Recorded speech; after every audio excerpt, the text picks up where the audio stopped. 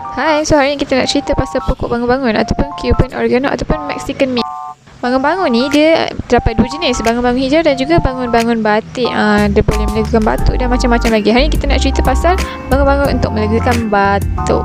Baiklah, pertama sekali pastikan anda ada pokok bangun-bangun. Petik dalam 5 helai ataupun segenggam. Kami ada dua jenis, so saya ambil dia dua-dua jenis. Potong-potong, masuk dalam bekas macam ni. Kemudian kita basuh bersih-bersih dan letak dalam periuk. Dan periuk ni kita letak air dalam 2 ke 3 cawan lebih kurang. Pastikan tenggelamlah daun tu, rebus hingga mendidih. Tapi kalau tak ada periuk macam mana, tak apa, kita petik je macam ni. Kita isi guna air panas. Letak dalam 3-4 helai je lah, sebab nak usus cawan dia biar 5 ke 10 minit. Okey, siap. Selamat mencuba semua.